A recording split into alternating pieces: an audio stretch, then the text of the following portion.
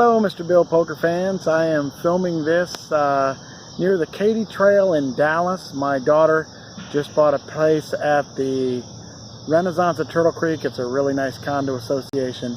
There's some really nice places around here. It's in uptown Dallas. She's going to start working at Ernst & Young in about 2 weeks. So congratulations, Morgan. We're very proud of you. Great job getting a really nice condo at a great price and being a landlord too. That's awesome. Now, if only my poker game had been as awesome as Morgan getting her first place, but it was not. It was a very frustrating week for me. Number one was I played in the WinStar River first mega that I played in, and I have done extremely well at these. These are $550 tournaments. I played as a survivor, and the top 20% plus 8 players get $2,500 toward the main event. And I had cashed in, I don't know, 7 out of 11, 7 out of 13, something like that, and I didn't cash, so disappointing there. So more frustrating was the fact that I just played really poorly this week. I had so many missed opportunities for winning some really good hands that I just played poorly. You know, as you guys know or may know, I had moved up in stakes not too long ago. So I'm playing the 5-10 game at WinStar, and there are growing pains when you move up in stakes. Couple of things. I'm playing with the best players at WinStar because it's the biggest game. If there had been a 10-20 game or a 25-50 game, then the players at the 5-10 wouldn't be as good. But these are the best players at WinStar playing in that game, so that makes it tough. So because it's a big game, I think that I'm playing more tentative, or at least I did this week. I didn't play very well because part of it was I was too tentative. And you guys will see that in my, when I go over some hand analysis this week.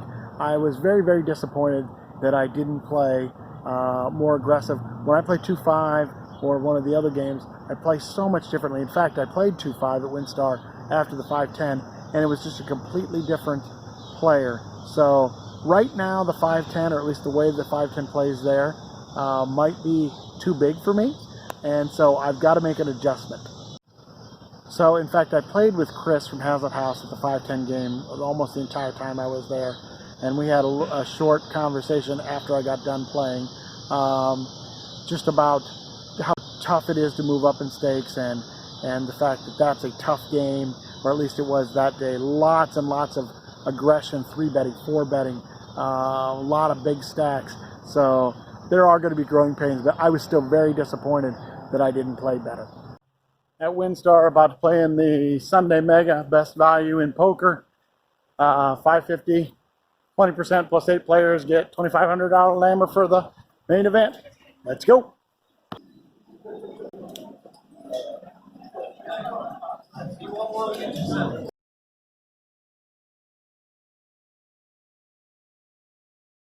It's the first break. Let's see, I had 11,000 chips at one point.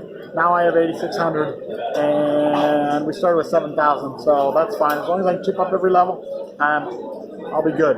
They had 297 entrants, 67 got a full lammer. The 68th place got $1,000, and they were $2,500 lammers if you won. I started off very well. I had a double the starting stack in level 3, and then I ran into one really bad hand where a guy limped in with pocket kings. I never saw it, and he took a lot of my stack. And then I got short with 10 big blinds. I was in the cutoff with pocket 5s. Blinds were 300, 600 with 50 ante. I had 6,200. The end of the gun raised to 1,600. Very loose, aggressive player. I ended up with pocket 5s. I shoved all in. He snap calls with pocket aces. Ouchie poo. There was a little bit of a sweat because the board ran out 3, 6, 8, 4, so I ended up being open-ended for the river, but it was a 9, and I was out of the mega event. So on the first hand of 5-10, I actually did play aggressive. It just didn't work out. I was in the cutoff with 5 of clubs, 6 of clubs. I had $1,300. I made it 35. The big stack aggressive maniac next to me on the button with maybe $5,000 called, and the big blind called. So the flop with 110 in the pot came ace of clubs, 5 of spades, 3 of clubs. It checked to me. I made it 55, and I got 1 caller, the guy next to me. The turn with 220 in the pot was the 7 of diamonds. I continued the story because I'd been playing very, very tight, that I had an ace, and I made it 110. He called. The river with 440 was the 5 of diamonds. It checked, check, and he had ace 9. No wonder he kept calling me. Ugh. Next hand, tentative, missed opportunity. I'm on the cutoff with ace of spades, 5 of spades. I have $1,200. The end of the gun makes it 20. The hijack calls, and I call. The flop with 75 in the pot comes ace 9, 7. It's checked. The hijack makes it 55. I make the call, and the other guy folds. The turn with 185 in the pot is a king, and he checks to me. I was tentative. I checked back. Bad idea. The river was a 10. He leads out for 125. I make the call. He has king 10 for runner 2 pair and beats me because I didn't bet when he checked to me on the turn. Bad play, Bill. So I did go on a nice little run, though. I 3-bet with pocket queens pre-flop. Let's see, there was a straddle. Somebody made it 60, another guy called. I made it 250, and everybody folded. So I ended up winning $160. I'm fine with that with pocket queens. They're easily beaten. So the next hand, I'm in the small blind with pocket aces. I have 1,100. It's a straddle to 20 pot. Let's see. The +1 made it 75. I raised to 200. The under the gun called, and the +1 called. So with 615 in the pot, it comes jack of hearts, 10 of spades, 5 of hearts. I make it 235. One guy folds, and the +1 makes the call. The turn now with 1,085 in the pot is the 6 of clubs. I only have 685 back, so I shove. He says something like, hey, if you have pocket kings, we chop. And he tanks for a minute. He says, I don't think you have pocket kings, and he folds. Man, if he had pocket kings, I guess I had been playing so tight that he thought the only thing I could do it with was aces. So nice fold by him if he truly had pocket kings. The next hand I actually thought I played well. I was in middle position with ace king. I had 1,700. There was again a straddle for 20. I made it 60. The under the gun crazy maniac guy calls. He was calling everything. So on the flop there's 135 in the pot. It comes jack of diamonds, queen of diamonds, 2 of clubs. It's checked to me. I make it 45, and he makes the call. The turn has 225. It's the 7 of diamonds. It's checked to me. I make it 80, and he makes the fold. So next hand, well, I don't like the way I played this. I don't like the way any of us played it. Honestly, I thought everybody played it weakly. I'm in the cutoff with pocket jacks. I have 1,800. There's a straddle to 20. There's 2 limpers for the 20, and now it's my turn. I decide, hey, the guy behind me is very aggressive. He's going to squeeze, so I make the call, and indeed he does. His name is Randy. He squeezes to 135. The first limper calls, and then I abandoned my plan. I had planned on making it like 500 if there was a squeeze, and then I didn't do it. So I made the call bad. Anyhow, the flop comes with 420 in the pot. The flop comes king, queen, 10, and it checks around. The turn, 3 of diamonds, and it checks around. What is wrong with us? Everybody's playing so tentative. The river, 6 of clubs, and it checks around. Randy the squeezer shows a 10. I think he probably had ace 10. Anyhow, my pocket jacks held up, but I don't like the way it was played by me or anybody, actually. I thought it was very, very poor. So we went to the dinner break, and I was discussing with my son Billy that maybe this game might be too big for me, and am I playing too tentative? And Billy said, well, you know, if it is, why don't you just go play 2-5 and play in a game that you're more comfortable with?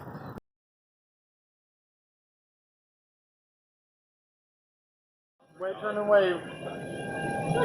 Tell them we're on the way to Houston. We're on the way to Houston. Here we go. They gave Vicky a first-class seat. For a little bit. and then she tried to board without me. So they took it away from her and gave her keys. She didn't go. Now I have to sit by him.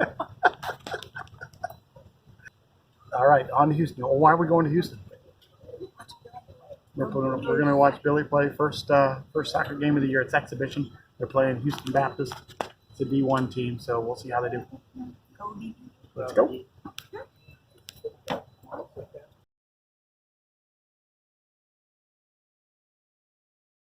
But I got back from dinner break, and I thought I'd play for, I don't know, 30 minutes and see what happened. I'm in the big blind with 7 of diamonds, 8 of diamonds, and I have $2,100. I'm up $100 right now. Alice, very, very good player from Hazlet House Poker, is in the hijack. She raises to 35. The crazy guy who he calls everything, calls, and I make the call. So the flop with 110 in the pot comes 7 of clubs, 8 of clubs, 4 of diamonds. I flop top 2. I check. Alice makes it 60. The other guy calls. I raise to 210. Alice folds, and now the cutoff shoves for 1,400.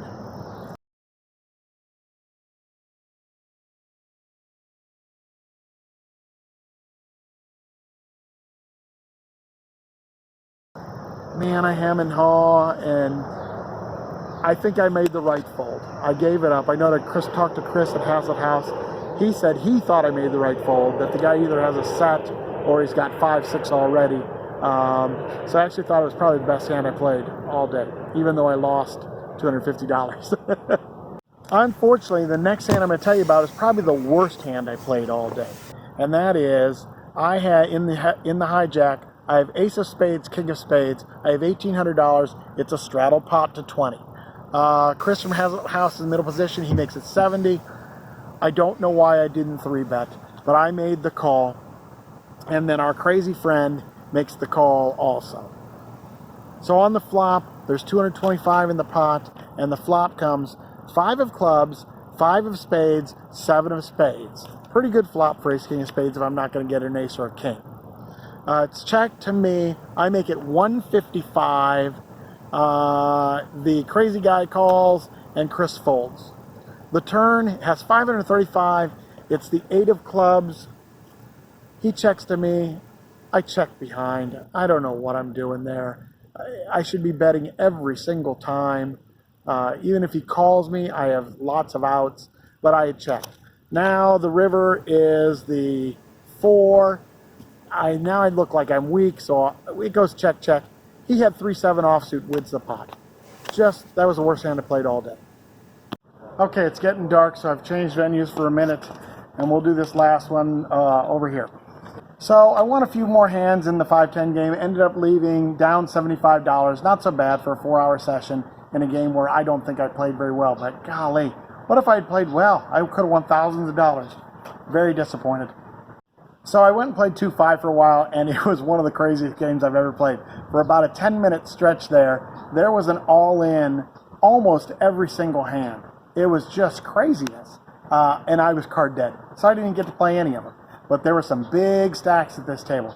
There was a 5K stack, a 3K stack, a 2K stack, and then there were some shorties, and then a number of us that had $400 or $500. But man, crazy, crazy table. I did, however, play in the biggest hand of the night near the end of my session. I am on the button with Queen of Hearts, Jack of Diamonds. There's a straddle to 10. There's a raiser for 35, a caller. I make the call.